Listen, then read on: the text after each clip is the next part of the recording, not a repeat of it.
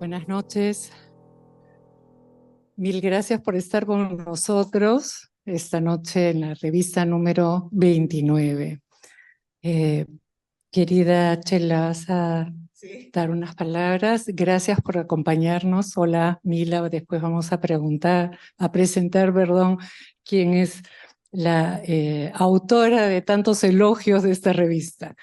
Chela Cardó. Sí, bueno, acá está. Bueno, nada, yo quería contarles que estoy muy emocionada de estar acá compartiendo con estas colegas y amigas esta última edición de la revista de la Sociedad de Psicoanálisis, la número 29. Además es un momento muy especial porque como todas sabemos, después de un montón de años de esfuerzo, entrega, cuidado, dedicación tan minuciosa, ¿no? Esto cuando uno escucha cuidado de edición, o sea, realmente es todo un cuidado de la edición de estos varios números que Johanna y su equipo ha sacado adelante, ¿no?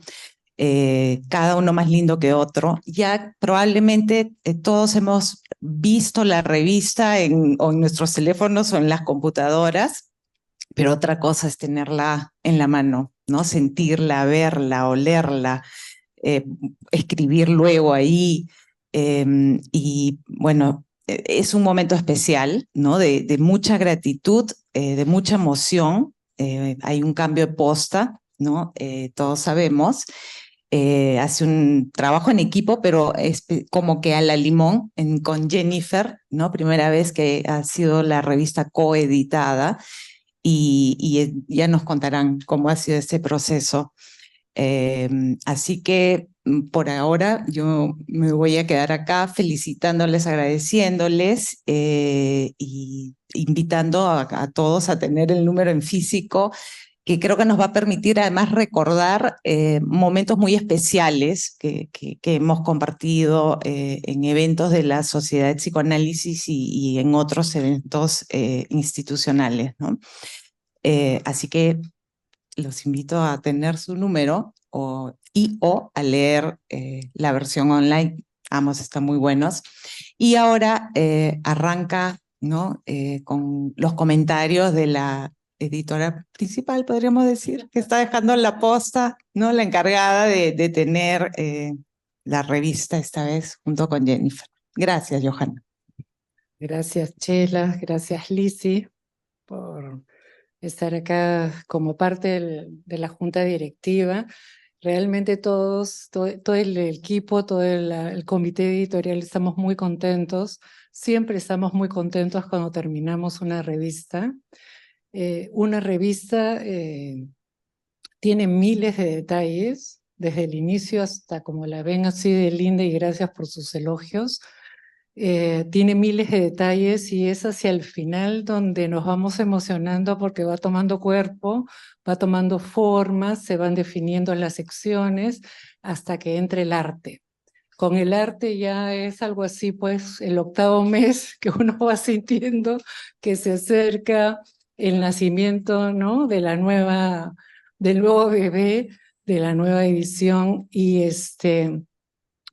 la verdad creo que las personas que han trabajado en este tipo de experiencia no saben las emociones que podemos sentir cuando la vemos ya impresa, ¿no? Entonces, algo de eso voy a tratar de decir rápidamente para darle las palabras a las dos invitadas de hoy día. Eh, Les decía Ilse, Silvana, Jimena, Manuela, Lucho, y ahora nos acompaña Jennifer Levy como coeditora. Les damos muchas gracias por acompañarnos en estos momentos, ¿no? Eh, para abrir este diálogo he pensado en una idea, y luego pasaré rápidamente a presentar las diferentes secciones de la revista.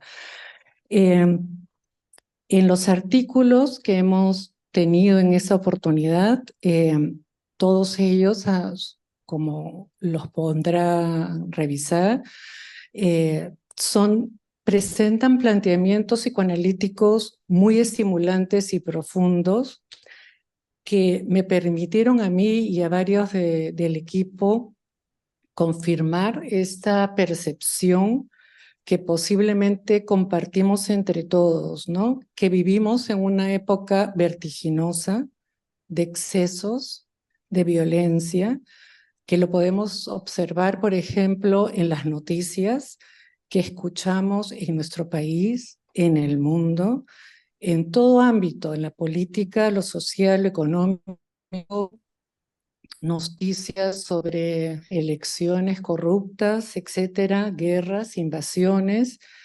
Y todo esto lo observamos a través de imágenes que nos son casi enrostradas en las redes y que son noticias tan cercanas en nuestro entorno, que son sucesos que nos impactan y quizás, como las últimas invasiones, nos bombardean, ¿no? Y parecen que todo esto se va sucediendo con tal indiferencia que no se repara en el efecto que ocasionan en las subjetividades de las y de los ciudadanos, que lo hacen con un irrespeto absoluto de las consecuencias sobre la salud mental de las personas y de la comunidad. Creo que a veces optamos por negarlo, por escindirlo de nuestra conciencia, lo olvidamos. Y es por ello que quizá en la presentación del libro Memorias del Dolor y Resiliencia sobre el conflicto armado interno que ocurrió hace más de 30 años en nuestro país, la presentación de Elsa León recordó la importancia de la memoria, no solo para la comprensión sobre quién es uno, cuáles son nuestras raíces, qué circunstancias han marcado nuestras vidas, qué experiencias no han sido integradas dentro de nuestra historia individual y social, sino que además, y esto me parece muy importante, que la memoria, el no olvido, es estructurante y organizador. Porque de lo contrario, el ocultamiento, la renegación, se suman al exceso de la violencia y destruye todo tejido social y vital. Elsa recordó también, y ese es otro punto que me parece sumamente importante, que por aquellos años las instituciones no cumplieron con la función de protección, de regular las representaciones compartidas, las prohibiciones, los contratos estructurantes, los lugares y funciones intersubjetivas, lo que ayudó a sostener lo perverso. Creo que es muy importante tomarlo en cuenta, la importancia vital de la solidez y de la coherencia de las instituciones. La memoria individual y social es pues un antídoto reparatorio frente al exceso que desgarra, excluye y perturba. Encontrarán en esta revista 29 algunos planteamientos vinculados a estas propuestas en varias de sus secciones. En la primera, Controversias en la línea de fuego, presentamos una de las mesas centrales del 53º Congreso IPA en Cartagena, con Yuma Basak como oradora principal. Yuma Basak es actual presidenta de la Sociedad Psicoanalítica de la India. Ella presenta en su trabajo una compleja red de significados y símbolos que se entrecruzan en la cultura india y cómo ciertas construcciones culturales y metafísicas de la filosofía oriental pueden enmascarar procesos de opresión sistemática de la subjetividad femenina. Gertrude Schitzinger-Kipp y Luis Elena Álvarez, que ahora la tenemos como invitada. Bienvenida, Luis Elena. Ahora serás presentada con los honores de rigor. Ellas dos fueron las personas que tuvieron los comentarios de esta presentación de Yuma Basak en el Congreso. Y también en esta primera sección hay un trabajo de David Levinsky, psicoanalista de la Sociedad Brasilera de Psicoanálisis de Sao Paulo, Édipo Polimorfo, fenómenos identitarios en la contemporaneidad.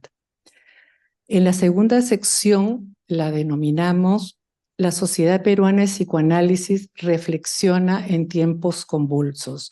Nos parecía importante destacar los aportes de la sociedad peruana, más allá que hayan participado en este congreso de Cartagena u en otros congresos, simposios, porque nos parecía que con el correr de los años se está dando evidentemente una participación personal y escrita que quizás hace 20 o 30 años no era tan fluida y en cantidad como se ve últimamente, y eso es digno de resaltarse, ¿no?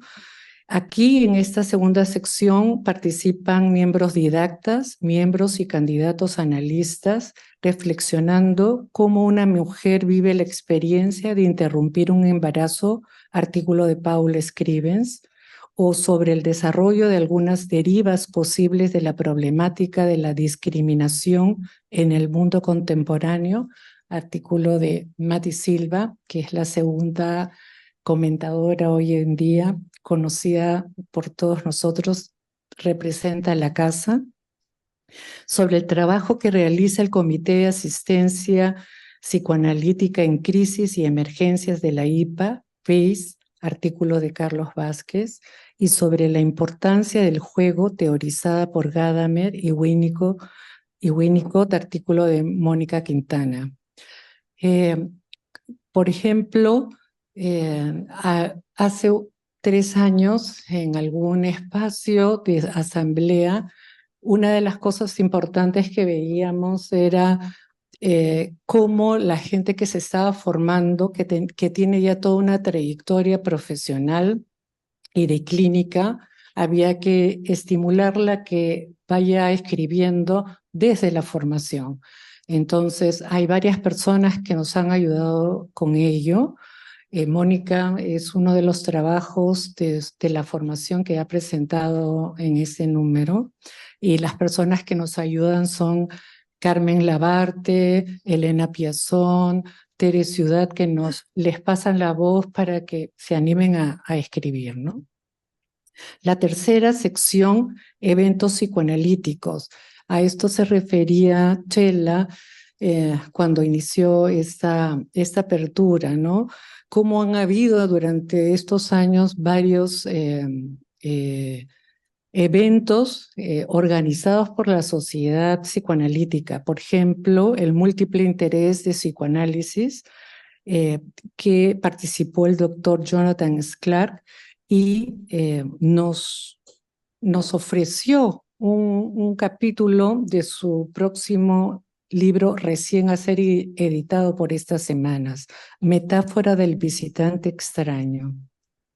Luego también presentamos trabajos del primer diálogo clínico interregional organizado por la SPP, y aquí las ponencias del doctor Bolognini con reflexiones sobre la intimidad y los intercambios interpsíquicos, y el del doctor Chivitarese sobre la intimidad en el análisis, seguidos por los comentarios de Tere Ciudad, donde destaca que tanto la empatía y la intimidad son experiencias humanas que no se consiguen de manera forzada, sino que la importancia del campo de comunicación analítica es fundamental.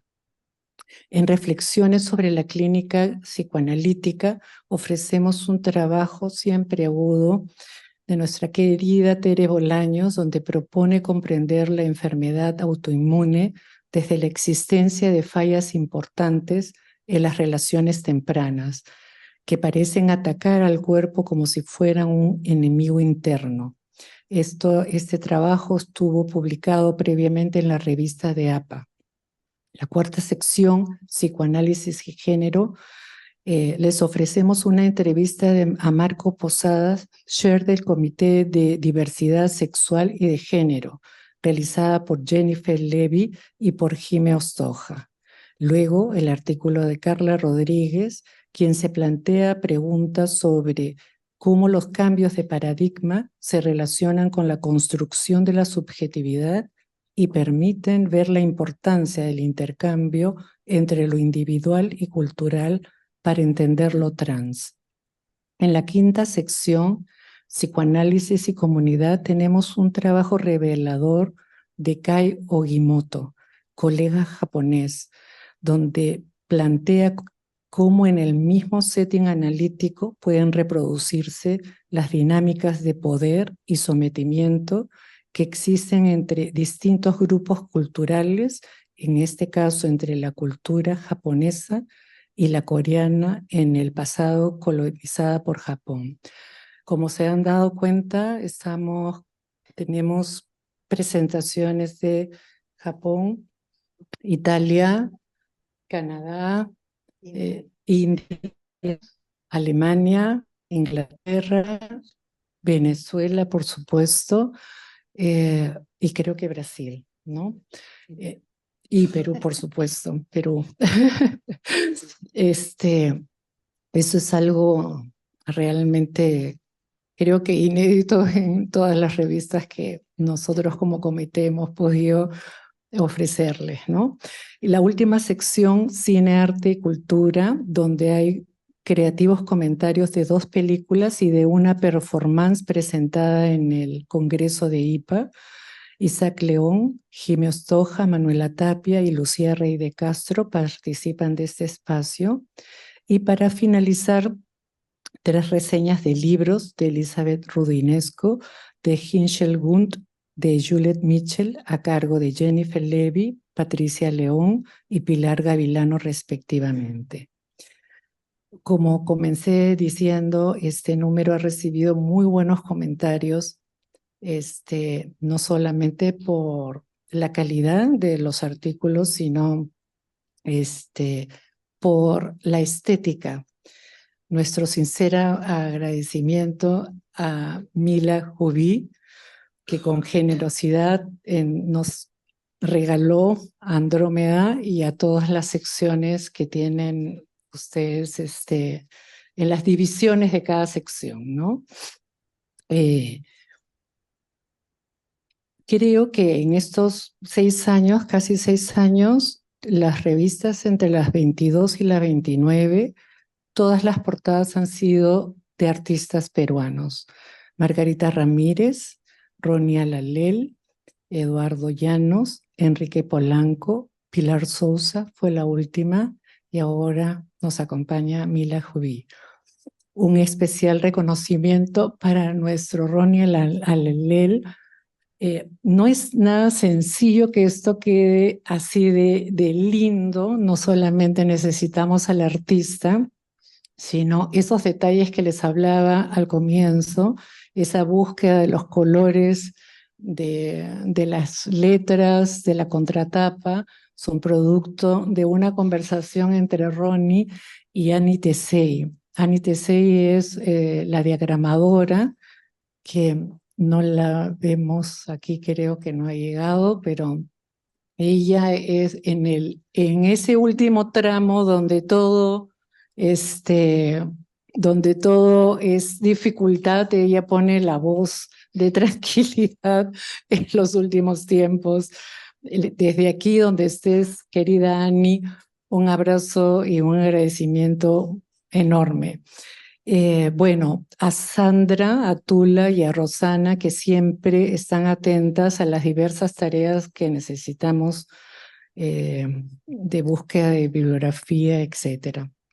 Y como dijimos también, en esta travesía se sumó Jennifer Levy como editora de la revista Psicoanálisis. Ella se encargará desde el siguiente número de conducir este proyecto institucional con el buenísimo y hermoso equipo, y le deseo que llegue a sentir y a disfrutar a plenitud la experiencia creativa que emana de este proyecto y sobre todo de este equipo. Con estas palabras pasamos a presentar.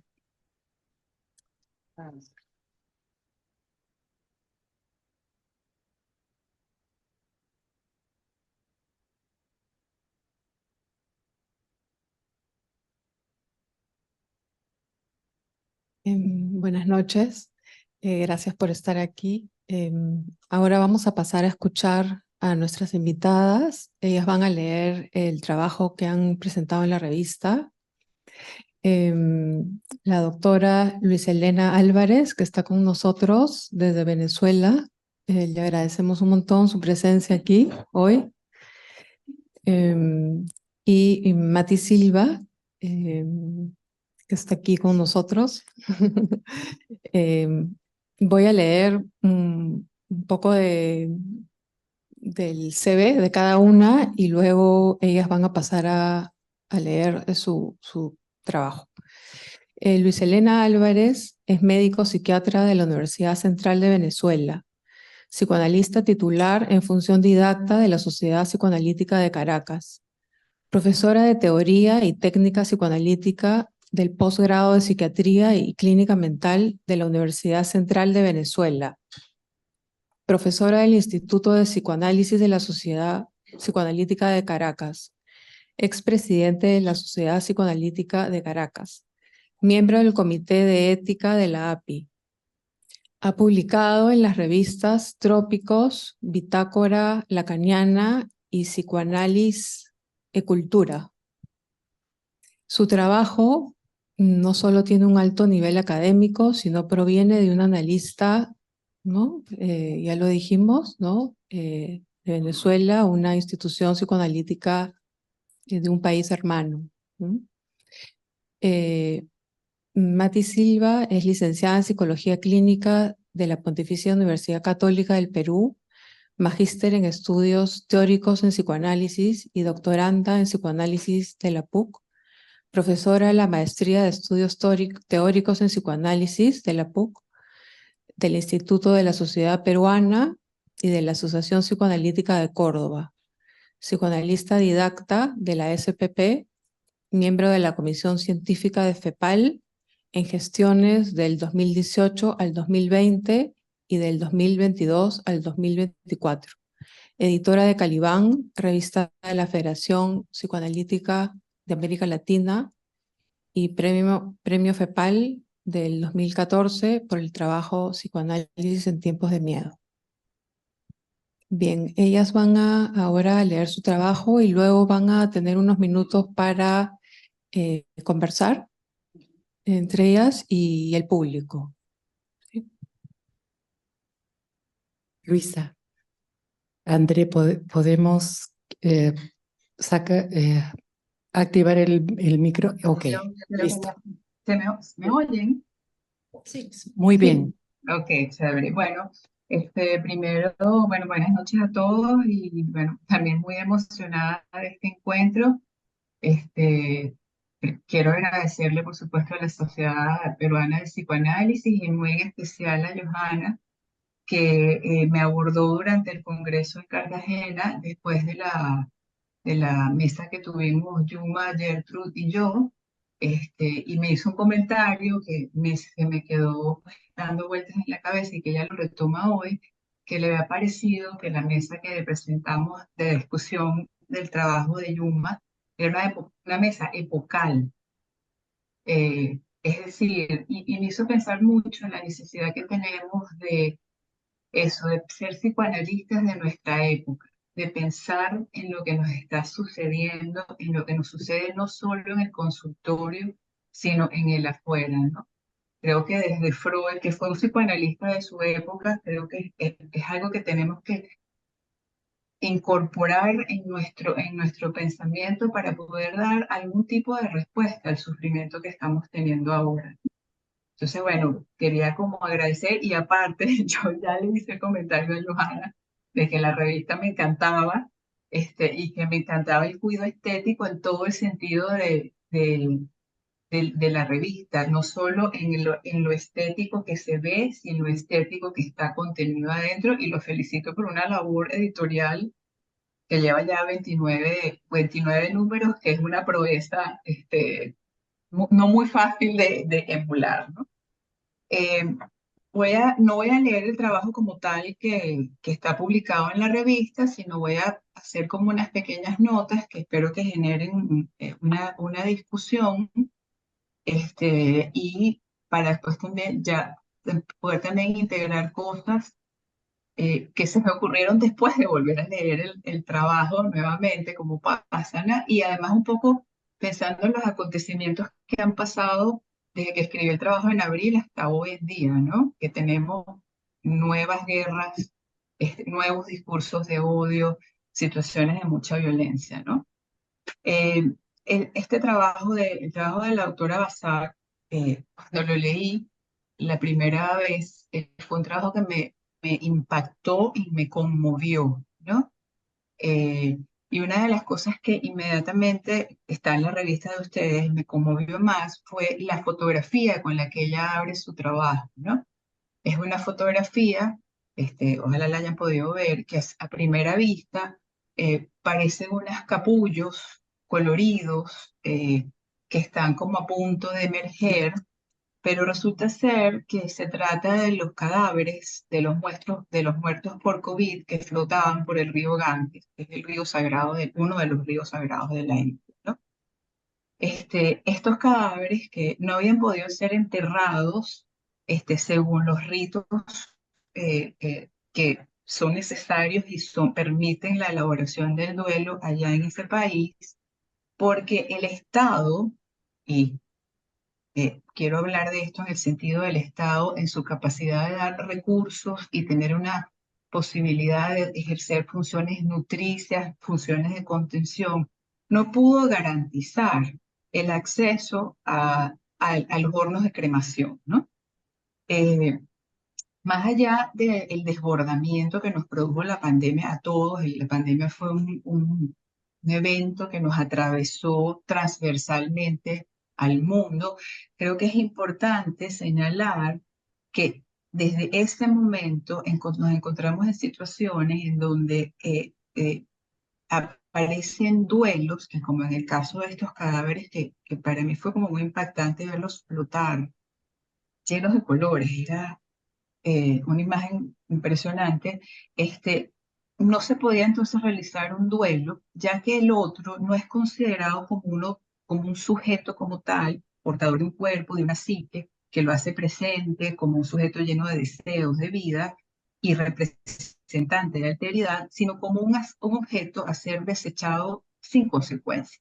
Es decir, un otro a ser destruido, en este caso por el fuego, pero no es un fuego de creación, ya que no es parte de la cadena del lazo social, sino se percibe ese sujeto, que es un sujeto que no es sujeto como tal, sino un objeto, desde un lugar de pobreza, sin valor, y que puede ser reemplazado por otro que no significa sino lo mismo.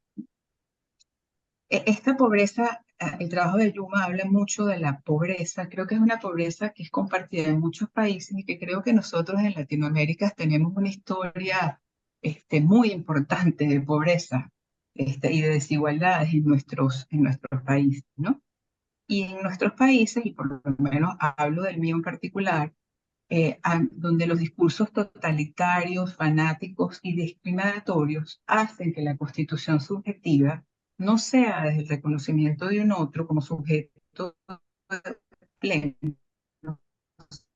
sino como un sujeto en donde la capacidad de pensar, aquel que piensa puede ser diferente y por lo tanto debe ser destruido. Y esto se vive como una afrenta que hace que se generen mecanismos de defensa y formas de subjetividad banales que representan un peligro para el orden, que no representen un peligro para el orden social establecido. Aquí me voy a tomar una libertad de contar algo que me impactó, que vi la semana pasada, pero es algo que sucede en Lima. Por favor, me corrigen si me estoy equivocando de cómo percibí la historia, pero vi un documental acerca de un muro que hay en una eh, urbanización que creo que se llama La Molinera, ¿no? En Lima. No estoy muy segura del nombre, pero resulta ser que es un muro que divide dos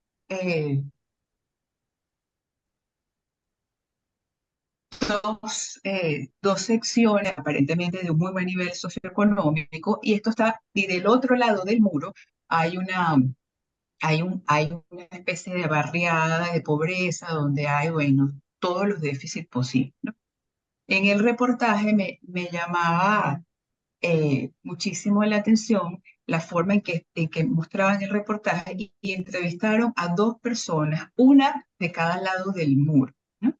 Y cómo del lado, vamos a decirlo, pobre del muro, había toda una sensación de desamparo, de olvido, de no tener acceso. Comentaba la persona que no tenía, que si había una emergencia, no llegaban ni las motos, ni los carros, o sea, no podía salir, ¿no? Pero del otro lado del muro entrevistaron a una persona que decía que este muro era un muro que lo salvaba a ellos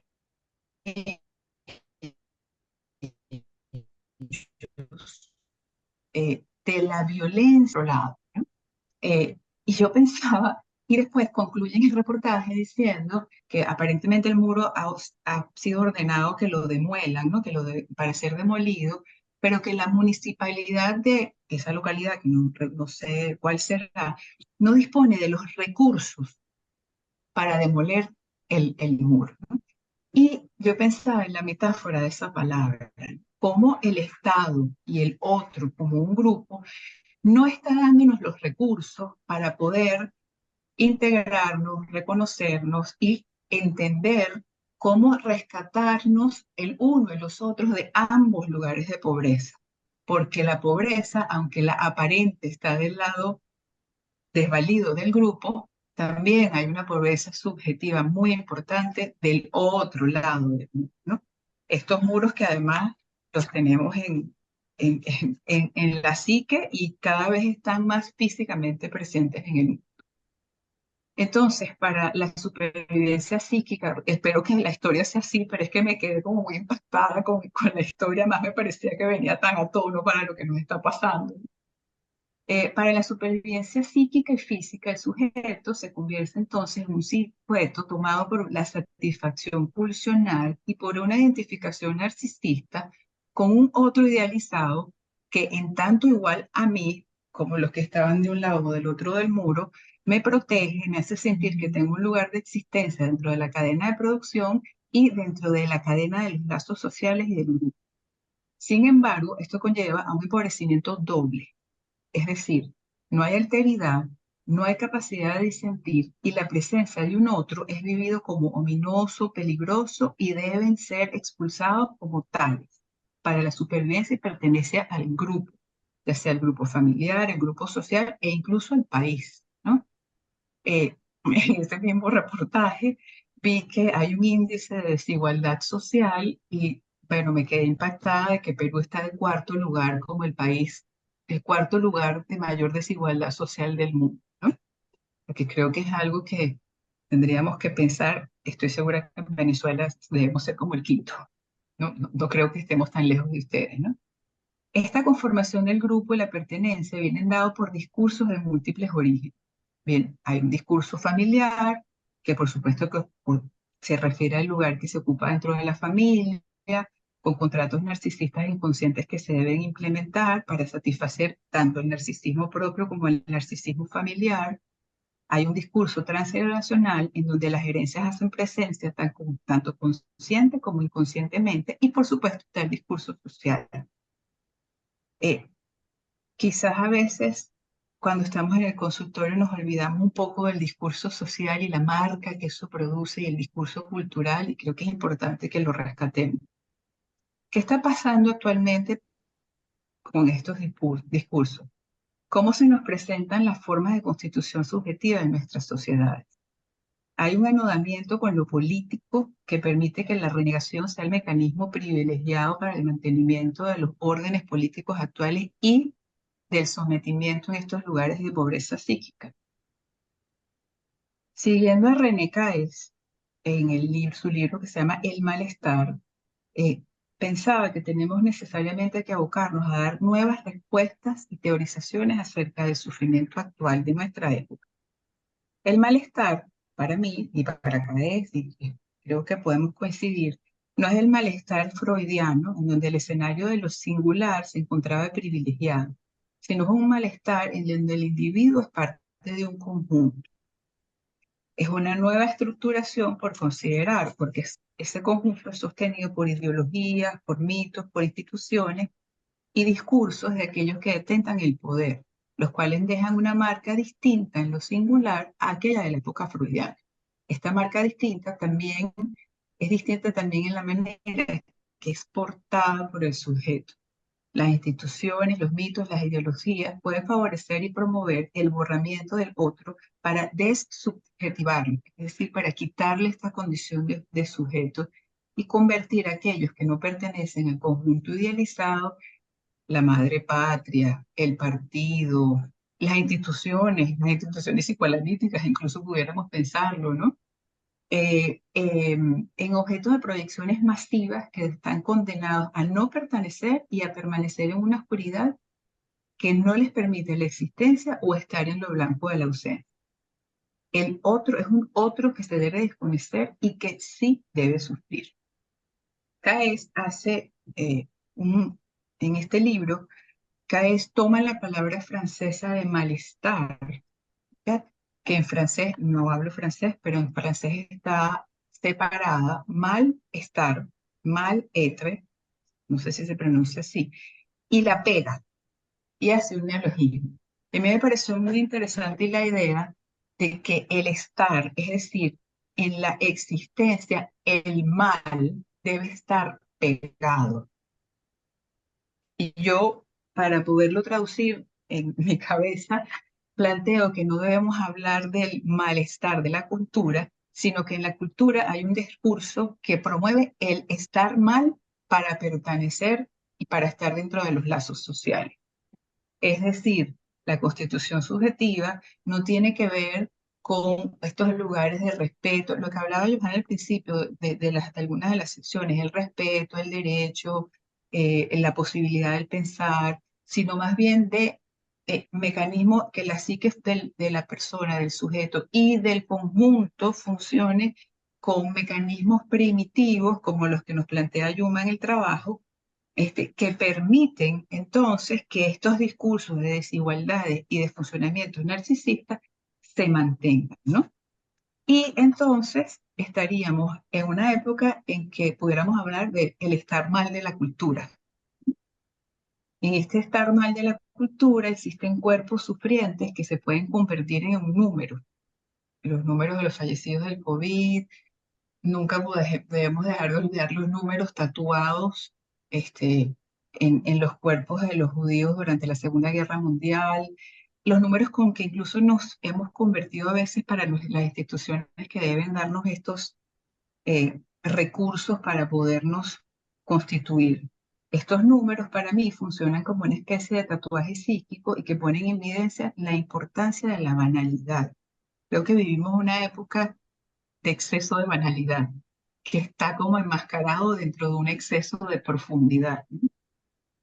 Somos banales en tanto partes de una masa y no como un conjunto intersubjetivo en donde somos uno y parte de un todo.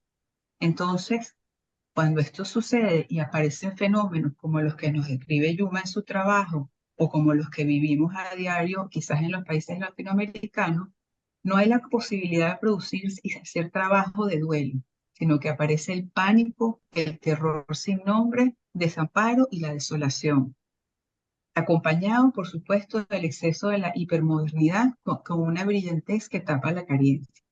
Esto nos lo plantea Yuma Basak, que es como una especie de carencia velada, más no reparada, por mecanismos de defensa permanente. Me avisa si estoy fuera de tiempo, ¿no? Ok, ok. Unos Estos minutitos discursos, más. aunque quiero...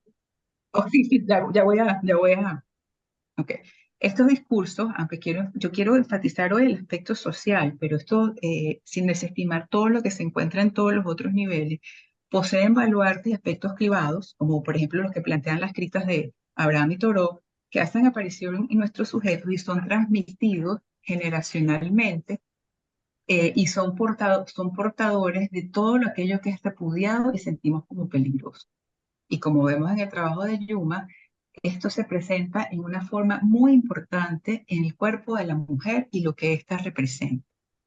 Existen entonces dos constructos irreconciliables, escindidos, con el muro, en donde la mujer para pertenecer debe encontrarse, para poder situarse dentro del grupo y pertenecer, ya sea en un grupo familiar, social o en su relación con el país, en un doble lugar de pobreza, para sostenerse y para evitar los ataques en los que pueda ser sometido por aquellos que cuestionen su existencia como un sujeto pleno de deseo y de alteridad, o convertirse en una mujer idealizada, en eso hablaba Jung, los mitos de las diosas, son unas diosas omnipotentes en donde no se necesita nada y por lo tanto no se requiere que sean reconocidas sino como objetos intocables.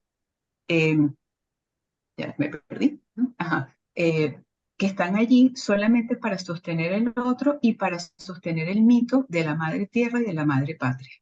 Es curioso que en inglés, ese trabajo de Yuma está en inglés y en inglés es madre tierra, pero nosotros tenemos la figura de la madre patria, ¿no? En donde incorporamos ambas funciones, ¿no? ¿Y qué estará pasando con ambas funciones? Son mujeres veladas, pobres, por negras, por indias, pero sobre todo por ser mujeres deseantes. Y creo que sería interesante que pudiéramos ver cómo entonces el ejercicio de estas mujeres se encuentra intervenido por un mandato de no disfrute. Porque aquella que disfrute se convierte en una mujer sucia, como en una de las viñetas del trabajo de Yuma. Y hay hay una especie de, para mí, de mandato social que es muy contradictorio de que las mujeres debemos estar limpias, limpias de deseo, limpias de ansias, limpias de todo. A raíz de lo que está pasando ahorita en el mundo, no quería dejar de decir, ya con esto termino, eh, la prevalencia del odio en los discursos actuales, ¿no? En donde todos aquellos que son etiquetados como diferentes son víctimas de ataques feroces por parte de aquellos que detentan el poder. Lo estamos viviendo hoy más que nunca, y yo pensaba incluso si la democracia es casi como un ser, como una especie de ser mítico que cada vez se nos pone más lejano, la democracia como un referente del respeto por el otro, del respeto por la alteridad y del respeto por escucharnos y tener tener voces plurales, ¿no? Hoy más que nunca, como les digo, lo estamos viendo y queremos, y me pregunto, ¿dónde están los garantes para poder sostenernos con un otro desde lo social y lo familiar? ¿Y cuál es nuestro lugar ético como psicoanalistas?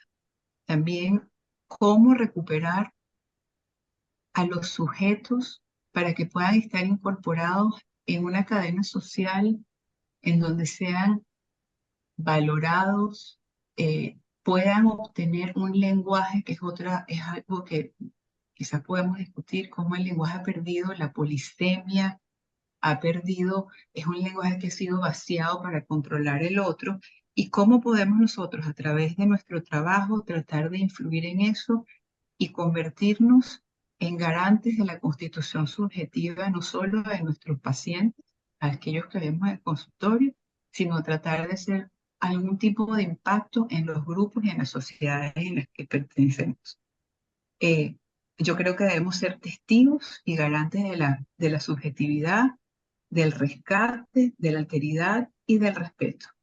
No callarnos nunca y usar, como hablaba Yuma en su trabajo y como fue el trabajo en Cartagena, usar el fuego para, a través de la pasión, que puede ser destructiva, pero también constructiva, ser analistas éticos y ayudar a dar un aporte a la sociedad. Bueno, eso es por los momentos. Gracias.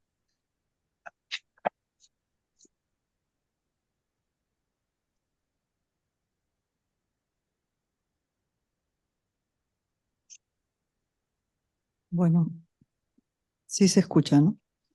Quiero agradecer a Johanna y ahora a Jennifer y a todo el equipo editorial de la revista, a Chela que nos acompaña. Hola Luisa, Elena, ¿qué tal? ¿Cómo estás? Hola, ¿cómo estás? Bien, ¿tú? Y bueno, bien, y saludar a todos los que están acá y están en el Zoom, que hay algunos por ahí. Bueno, el título del texto que está en la revista es Derivas de la discriminación en el mundo contemporáneo. En realidad, esta es una elaboración hecha así a la rápida de lo que presenté en una tertulia organizada por la Sociedad de Córdoba sobre, el tema era discriminación e indiscriminación como marca epocal. Entonces ahora voy a traer algunas de las ideas que planteé en ese entonces, ¿no? Lo primero que sugiero es que, aunque podamos imaginar que hay algo ahí cuando hablamos de indiscriminación, me parece que como concepto está fuertemente supeditado a la discriminación, en tanto falla o ausencia de la capacidad de discriminar. Por ello, prefiero pensarlo en términos menos dicotómicos y hablar desde una perspectiva más compleja como problemáticas en torno a la discriminación. Opté por llamar al texto escrito Derivas de la discriminación para poner precisamente el énfasis en los diversos caminos que puede tomar esta. Después pensé que me hubiera parecido más pertinente titularlo Maquinarias de discriminación, pero bueno, no lo hice. Parto de un espectro complejo de matices en uno de cuyos extremos se ubica a la discriminación como el reconocimiento de las diferencias. Y la entiendo no solo como una habilidad cognitiva, sino también emocional, que constituye una perspectiva indispensable para la construcción de la subjetividad y el desarrollo de las colectividades. Se podría decir que en su función más ligadora, cercana a la pulsión de vida. Discriminar en esta dirección de reconocer diferencias es parte de la función misma del lenguaje y es también un sistema de pensamiento, como nos recuerda Derrida a partir de Saussure. La diferencia supone espaciamiento y por tanto la incorporación del entre, de la espacialidad, del entre las personas y el entre las cosas del mundo. La diferencia supone también temporalización, lo que implica incorporar procesos como los subjetivos. En ese sentido tiene que ver, por ejemplo, con la diferencia entre la satisfacción alucinatoria y la posibilidad de sostener la espera, entre el principio de placer y el de realidad, entre el yo, el no yo, presencia y ausencia, diferencia de sexo, generaciones, por mencionar algunos. Un sistema de pensamiento que al abrirse a la complejidad abraza dinámicamente la discontinuidad de los fenómenos. Espacios y procesos, como los que nos plantea Winnicott a través de la zona intermedia de la experiencia, que nos permiten aceptar el hiato de la falta y, por tanto, imaginar, soñar, fantasear, pensar, desear, crear, jugar.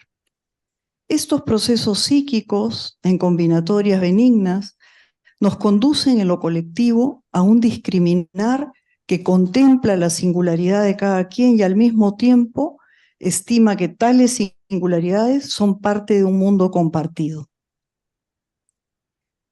En las antípodas de esta óptica tenemos la acepción lamentablemente más difundida y preocupante de la discriminación. Estirando un poco los conceptos, podríamos ubicarla como más cercana a la desvinculación de la pulsión de muerte. Aquí, discriminar implica segregar al otro en función de una diferencia que es denigrada, no por constituir una diferencia, sino por la necesidad de poner distancia del contenido de la diferencia, sea este el color de piel, religión, género o condición socioeconómica, las más de las veces, aunque suele extenderse hacia casi cualquier característica del otro, cuya diferencia pueda vivirse autorreferencialmente como amenaza. Por supuesto, unas discriminaciones más perniciosas y graves que otras, algunas letales. Son más invisibles o las encontramos más naturalizadas cuando escapan del interjuego directo, incluso violento entre los sujetos, y se convierten en un modo de relacionamiento instituido por los poderes que rigen las relaciones sociales en una comunidad.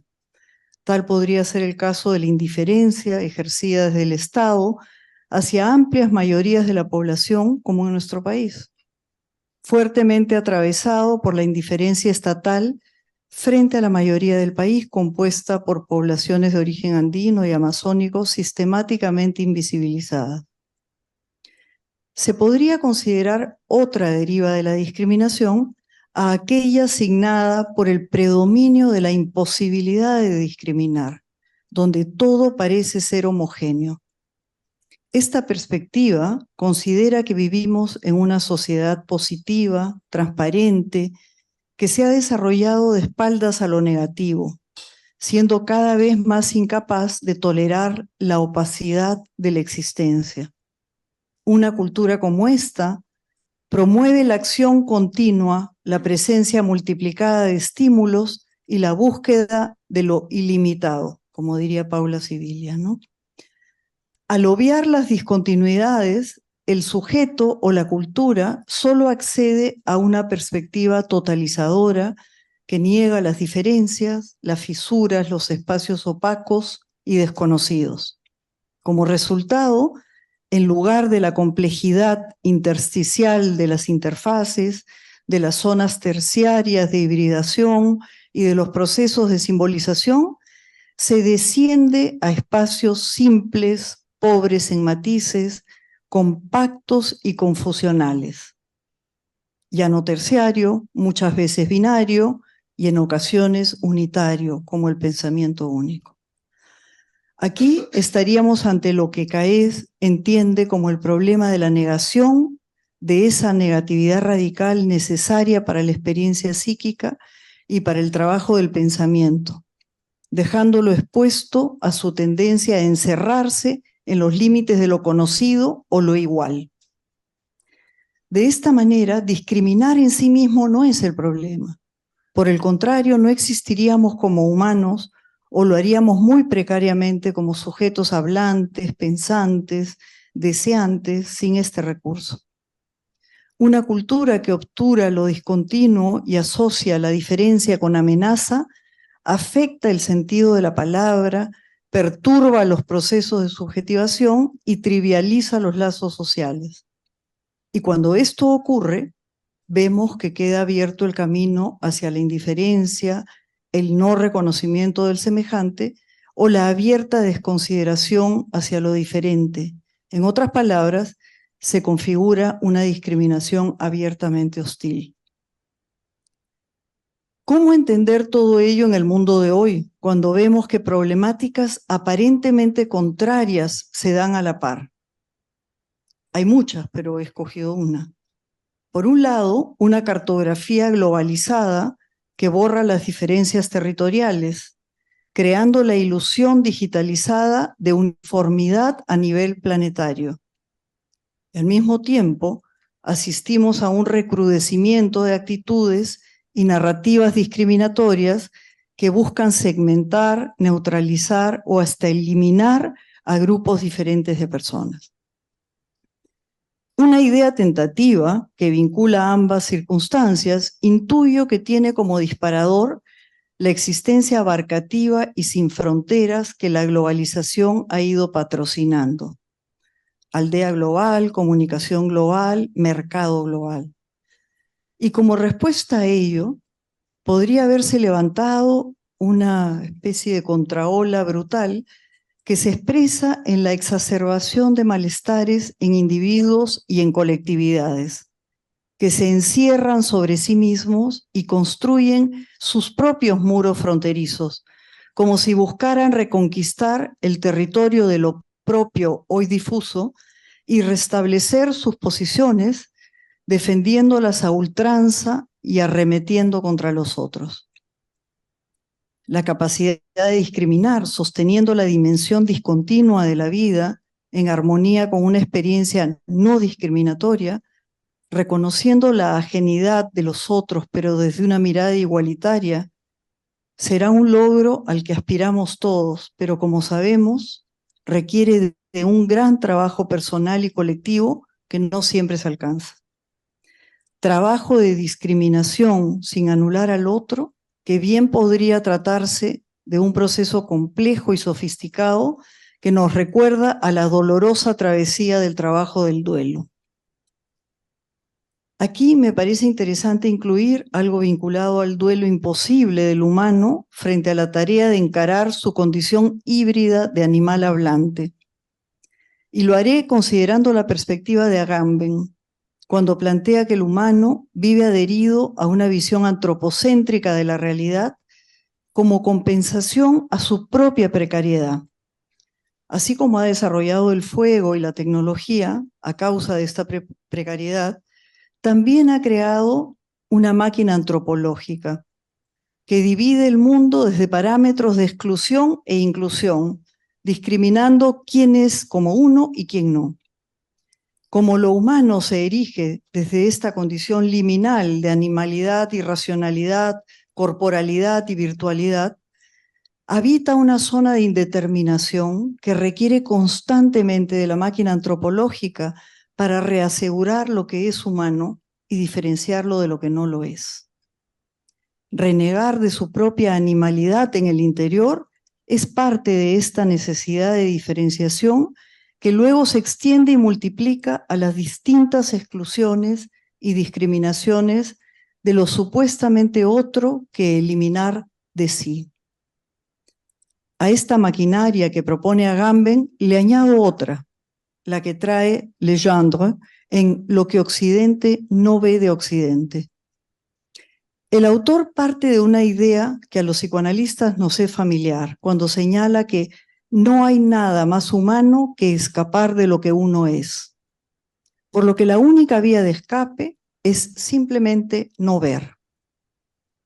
Nos alerta así de una maquinaria para ver, que nos ha impuesto Occidente a escala planetaria, gracias a la hiperconexión, la transferencia de tecnologías y la exportación de modos de vida y hasta de teorías enlatadas. Este proyecto englobante y totalizador se presenta como una estrategia inclusiva de estandarización del semejante, cuando en realidad es falsamente inclusivo, porque no ve lo diferente, lo extraño a sí mismo. Por el contrario, se trata de una maquinaria orientada a que la opacidad del otro quede finalmente barrida. Incluso hasta algunos muertos son borrados y no importan tanto como otros, como nos dice Judith Butler. ¿Qué representan en uno esos otros vivos y muertos que deben ser borrados? La explicación de Agamben intenta dar respuesta a esto, el narcisismo maligno de Grimm, por ejemplo, desde el psicoanálisis también. De esta manera, el sujeto o colectividad discrimina a quien ha sido previamente colocado en cierta trama por el propio sujeto, no por lo que el otro es o tiene, sino por lo que el sujeto ve, precisamente porque no puede ver más allá. El resultado es la inversión de la figura, donde lo ajeno es automáticamente incomprensible para quien espera reencontrar en el otro su propia imagen.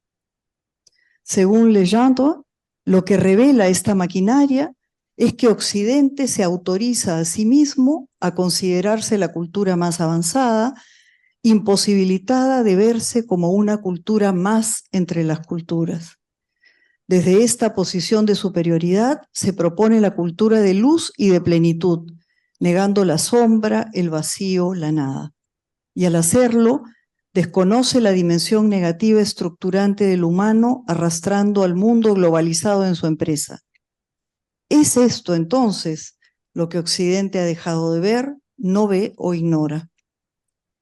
Ambas maquinarias recorren la vida individual y colectiva sin hacerse notar, naturalizadas, extendiéndose a través de transformaciones silenciosas, como diría Julián, anudando fuertes alianzas inconscientes entre los distintos grupos humanos. ¿Cómo recuperar la propia capacidad de ver? ¿Cómo desmontar estas alianzas de destrucción?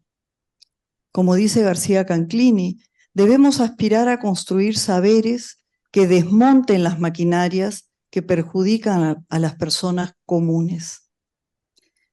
Él usa maquinarias, curiosamente, al parecer son realmente máquinas.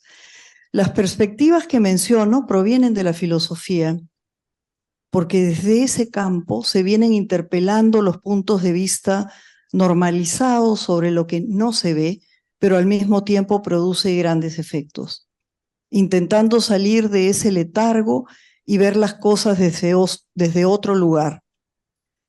Legendre nos dice, lo que hay que hacer es ver las cosas desde una posición de extranjería. Pero ¿no son acaso estas cualidades precisamente nuestro expertise como psicoanalistas? ¿No son los modos de ver y de escuchar siempre desde ese otro lugar lo que el psicoanálisis propone? La escucha psicoanalítica atiende a lo que transita inaudible y subterráneamente, aunque solo podamos captar indicios que tan solo se asoman o podemos conocer por sus efectos.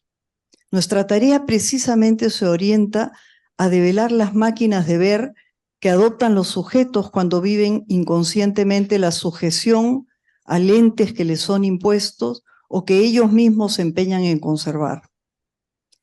El desafío como psicoanalistas y desde las instituciones psicoanalíticas en este mundo contemporáneo empieza por interrogarnos cuáles serán las maquinarias de ver y escuchar que tendríamos que desmontar en nosotros mismos y en nuestras teorías.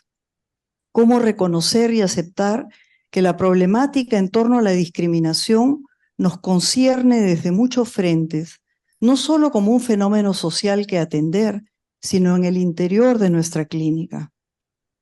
Voy a terminar con una idea que no está en el texto, pero la escuché recientemente, de la filósofa Alejandra Tortorelli, que conversó con Alberto Cabral en un webinar de APA. Para ella, y esto es algo que resuena mucho en lo que planteo en el texto, la diferencia exige salir de la representación y de la identidad, y no confundir la diferencia con lo diferenciado. La propia noción de identidad entraña exclusión porque la igualdad de alguien sobre sí misma es solo posible sobre la exclusión. Además de que se pueden formar nuevos grupos emancipados que se cierran en guetos. Ella invoca al psicoanálisis a contribuir con su comprensión de la subjetividad como apertura a la fragmentación y a la multiplicidad, no como clausura identitaria sobre sí misma. Pero recuerda hacerlo pensando en que lo colectivo no puede ser de iguales, sino de diferentes.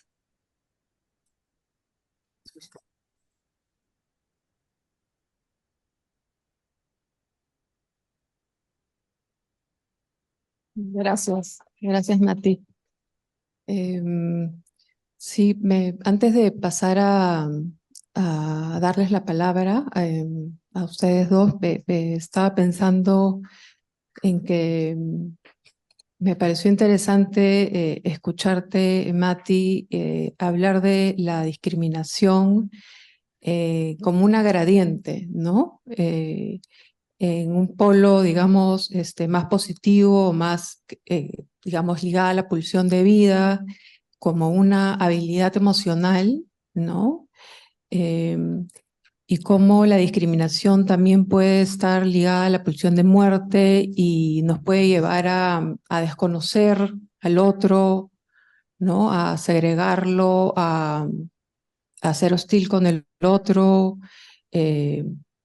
Bueno, que es un poco todo lo que estamos viviendo hoy en día, ¿no? Y esto me hizo pensar un poco también en el concepto de pobreza psíquica, ¿no? Que mencionó Luis Elena hace un rato, y del muro, ¿no?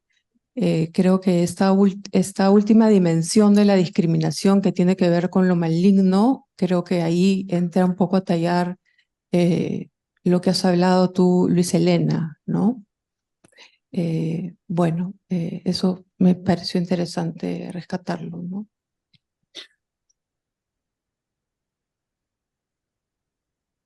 Luis Elena, ¿quisieras intervenir? Sí, pues, sí. Sí, quisiera, bueno, el trabajo de María Luisa, pero creo que te dice Mati, ¿no? Eh, me impactó y me hizo pensar en el artículo de Freud de la negación, en donde él plantea la necesidad de la existencia de un juicio, o sea, de que debe haber un juicio de atribución y un juicio de existencia, ¿no? Que debe ser dado en una primera instancia por la madre, ¿no? Pero que yo pensaba al escucharte que este juicio de atribución que puede, o sea, está como en estos momentos teñido de dificultades en las cuales cuando las atribuciones no son idénticas, generan una sensación de una alteridad que tiene que ser rechazada y que no permite entonces discriminar al otro desde un lugar de amor, desde la pulsión de vida. Es decir, entender que el otro puede tener atributos y por ende una existencia distinta, eh, que hacen que discriminarlo sea más bien poder estar en contacto con esa persona y crecer con él. Y pensaba también en cómo la discriminación produce un efecto en la temporalidad y en la posibilidad de tener memorias e historias, ¿no? Porque si no podemos discriminar, tampoco podemos discriminar lo presente y lo pasado. Y que creo que ahorita estamos teniendo dificultades incluso para poder discriminar las historias personales, sociales y culturales, ¿no? Cómo el discurso termina siendo un discurso en donde no hay realmente un pasado, sino todo se vive en una especie de presente que no puede ser entonces discriminado y no puede ser elaborado. Era eso que quería como comentar.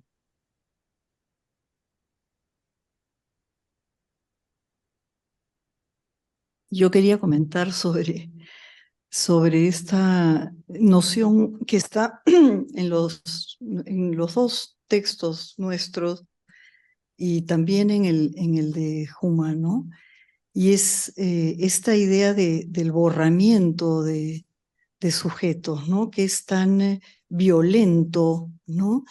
Porque, y me interesa resaltarlo porque a veces pensamos que la violencia solo está en las bombas, que es terrible, ¿no? Se nota los asesinatos y los muertos. Y bueno, esto de los muertos que flotan por la pandemia y son descuidados también. Pero esta violencia de simplemente ser absolutamente invisible para la sociedad, para los grupos, me parece terrible y creo que es muy fuerte en el mundo contemporáneo, en nuestro mundo actual, porque ya no hay estos recursos colectivos de comunidad que había antes, ¿no? Esta idea de que ya no hay el barrio, ya no hay la comunidad de qué, la comunidad de internet, ¿no? O sea, es gente que está conectada, pero no con un sentido de comunidad, ¿no? Entonces, me parece que las personas están mucho más vulnerables porque no hay quien las defienda, digamos, ¿no? Ya no hay el Estado, ya no es el grupo tal, ¿no? Hay mucho más soledad ¿no? A pesar de que hay, digamos, es más expuesto las denuncias, qué sé yo, las luchas reivindicatorias de minorías, eso hay, ¿no? Hay bulla, pero al mismo tiempo hay millones de personas, ¿no? Que habitan determinados países como la India, qué sé yo, y por supuesto nuestro país también, de personas que no tienen recursos, bueno, las personas que han ido a ver la obra de Mariana Altaus, no, pueden ver que esto pasa en la educación, pasa en todo, ¿no? Personas que tienen dificultades tremendas para existir, ¿no? Entonces, yo pensaba ahorita, no me acuerdo quién, Pontalí creo que es el que dice que en realidad lo que uno tendría es que poder vivir con las pérdidas, pero no sobrevivir en la pérdida, ¿no? Y creo que esa es la situación grave, digamos, que nos acompaña frente a otras tantas, ¿no? No sé si me gustaría que comenten los demás. Sí, en el trabajo Sí, sí. que en el trabajo de Yuma, ella también habla un poco de esta, y yo lo comento, que hay como otra especie de pandemia, que es como esta ilusión de hiperconectividad que tenemos, en las cuales a través, o sea, por ejemplo, hoy estamos, yo estoy aquí, ustedes están allá y estamos conectados, pero eso genera una sensación de que estamos en todas partes, como la película, ¿no? La película que se ganó el Oscar, en todas partes, en todo momento, a toda hora, ¿no? Pero que realmente nos deja en muchas ocasiones borrado, nos deja con un borramiento subjetivo, psíquico y a veces hasta del cuerpo. A mí me preocupa mucho la idea de que el cuerpo donde se vive está siendo borrado porque queda como una especie de cuerpo como tú planteas en el trabajo que es de a dos, está en un registro del 2 o incluso del 1, más no está incluido una terceridad que lo pueda mirar y que pueda ser mirado él y él pueda mirar a un otro, ¿no? Entonces sí creo que ahorita, y de hecho uno lo ve, o sea, esta necesidad del otro de mostrarse todo el tiempo en las redes, de buscar una aprobación, de tener un like y que lo cuentes y que cuando esto no ocurre hay heridas narcisistas y fracturas narcisistas tan importantes porque efectivamente la gente está superviviendo, sobreviviendo psíquicamente, en una apariencia de que lo tenemos todo, ¿no? Esta aldea global, ¿no? Sí, nos podemos ir para todas partes del mundo, estamos conectados. Hoy hay 500 actividades psicoanalíticas, probablemente al mismo tiempo que la nuestra, pero ¿cómo conectarnos? Sí, estoy segura, ¿no? Cómo conectarnos y cómo efectivamente tener soporte, ¿no? Ese soporte de la comunidad que te reconoce, que te acoge y que te nutre. Estamos en un momento complejo, ¿no? Y que efectivamente aparece el bombardeo diario, ¿no? En todos los sentidos. Desde las bombas que estamos viendo ahorita en esta guerra terrible en el Medio Oriente, como las que estamos viendo en Ucrania, que además quedan como borradas, ¿no? Las vemos, nos invaden, son como unas especies de imágenes que superan nuestra capacidad de metabolización, son expulsadas y el día siguiente nos presentan una nueva. ¿Cómo elaboramos, ¿no? ¿Cómo pensamos? ¿Cómo hacemos los duelos, ¿no? Sí, yo estaba pensando en la posibilidad de ver en tiempo real todo esto y lo difícil que es digerirlo, ¿no? Lo que está pasando ahora y lo que pasó en la pandemia, que era una cosa hasta bizarra, ¿no? La cantidad de muertos iban como en una lotería, ¿no? Y uno veía, uy, mi país subió y hay más, ¿no? Realmente terrible. Pero yo quería hablar a propósito de discriminar, de cómo en este mundo actual, digitalizado, hiperconectado, que además es el mundo que nos toca y así es, y tenemos que aceptarlo porque, claro, podemos resistirnos de alguna manera, pero lo cierto es que vivimos en él.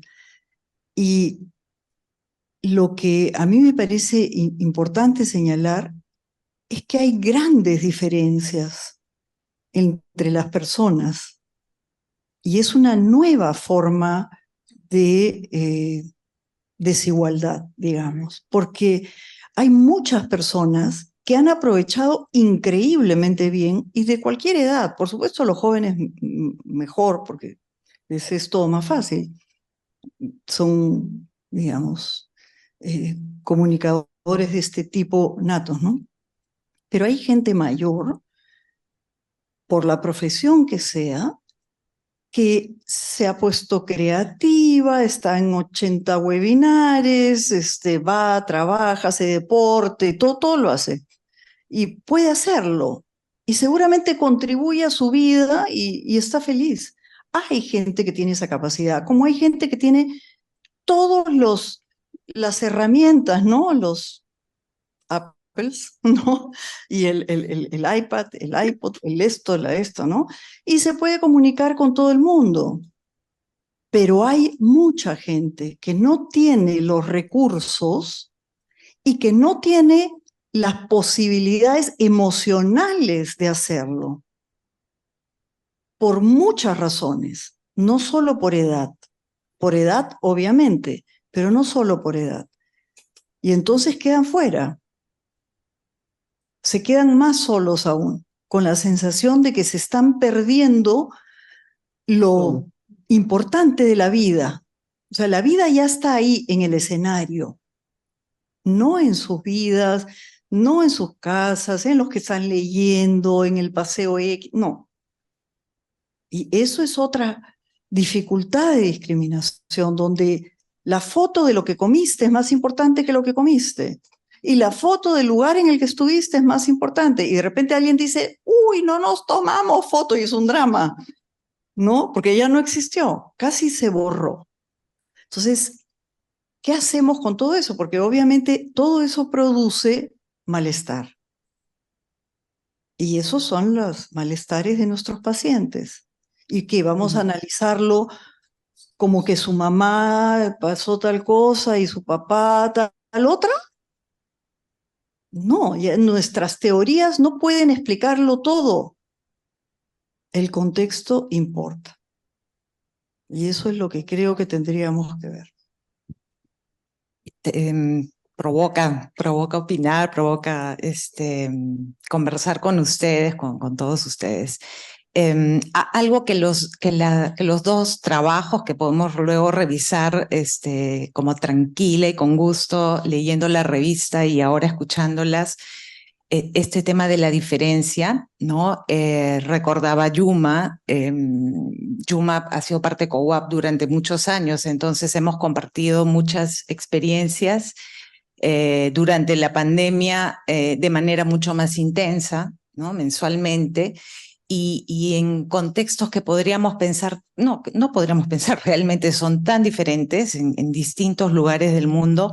Y sin embargo, algo que siempre me llama mucho la atención es lo similar, o sea, lo igual casi se podría decir que encontramos en contextos tan diferentes y que creo que tiene que ver con, no sé, quizás parte de la humanidad, ¿no? Toda esta discriminación en negativo, como tú señalabas, Jennifer, ¿no? Que resalta más, por supuesto, en ciertas poblaciones, ¿no? Las más vulnerables. Evocaba muchísimo, así como un barrido así teórico, donde yo iba asociando, me imagino que todos ustedes también, un texto de Recalcati que se llama La tentación del muro, ¿no? O sea, esta tentación de quedarnos en nuestra burbuja, recordaba también a Castoriadis y las mónadas, ¿no? Crear nuestra burbuja, que creamos, además durante el COVID, burbujas nos recomendaban eso, lo difícil que es volver a estos encuentros, ya no solo en plataformas, ¿no? Bueno, eso quería comentar. Evoqué una película acá para las cinéfilas. Hay una trilogía que es sobre la India: Agua, Fuego y Tierra, ¿no? Y hay una agua particularmente donde claramente empieza y tiene que ver, el protagonista es el río, ¿no? Como la foto de Yuma. Entonces, son muchas imágenes, muchos autores conocidos y nuevos por conocer que también nos han traído a ustedes, que creo que nos enlazan, ¿no? Entonces, entre el lazo y el muro, bueno, optamos por el lazo, ¿no? Nada, gracias. Bueno, no sé si hay alguien que quiera comentar algo, que tenga alguna pregunta.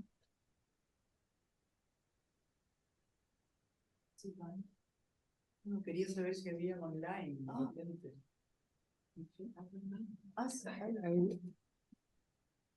Hay un comentario.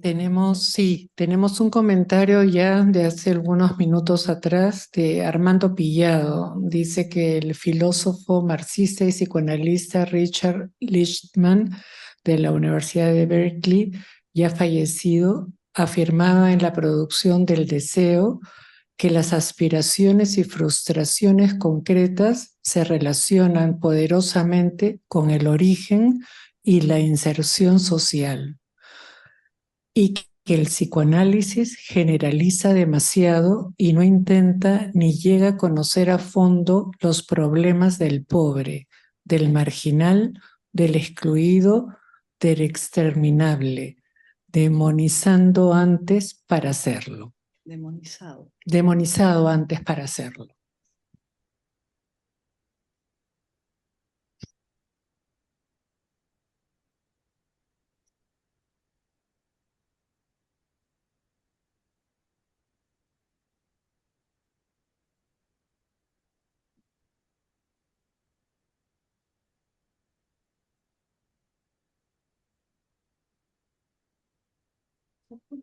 Sí, Pilar, Pilar Gavilano. Yo lo que quería, Johanna, es agradecerte la cantidad de tiempo, de esfuerzo, de afecto que has dedicado todos estos años a la revista. Me consta. Y a ti y a tu equipo, pero especialmente a ti, ahora que estás pasando la posta, te quería dar un abrazo enorme.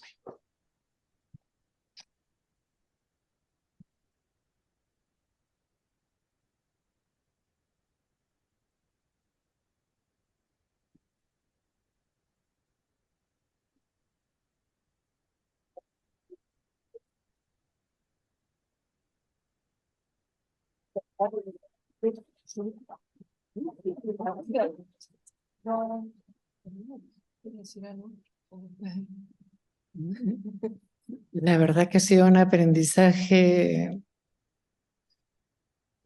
en donde la que ha salido beneficiada ha sido yo. Antes, al inicio, les decía que quizás ustedes, los que no han trabajado en este tipo de chamba, no conocen ciertos detalles, pero el grupo que hemos constituido para sacar cada detalle adelante, realmente me lo llevo conmigo, como lo digo en este último editorial. Me llevo a este grupo conmigo. Muchísimas gracias.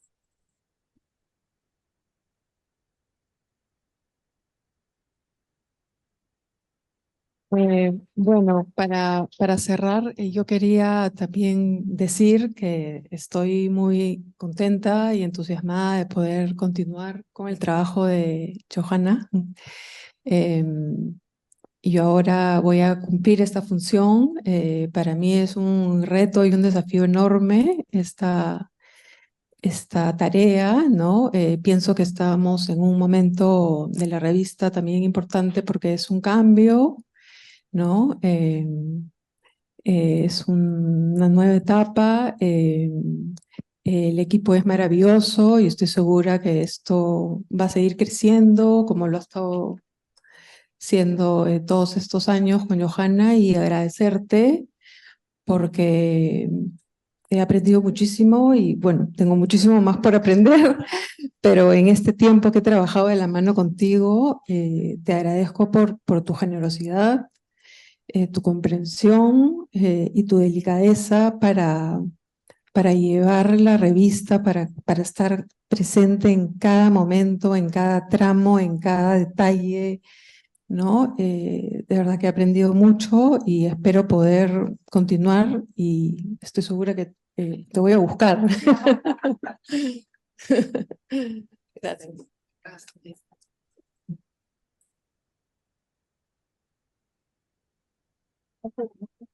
Quiero, es que hay felicitaciones en el chat de Miguel Maldonado. Muchas gracias, queda mucho para pensar. Valeria Villarán, gracias, Johanna. Y Viviana de la Peña, felicitaciones, gracias a todo el equipo.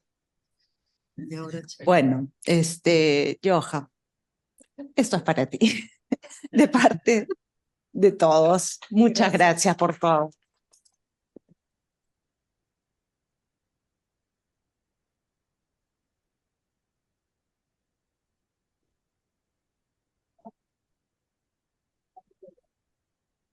Y ahora los invitamos a un brindis, así que nos quedamos por aquí los que hemos venido a la sociedad a darnos el abrazo fuerte y rico. Gracias también a todos los que nos han acompañado desde sus casas. Gracias.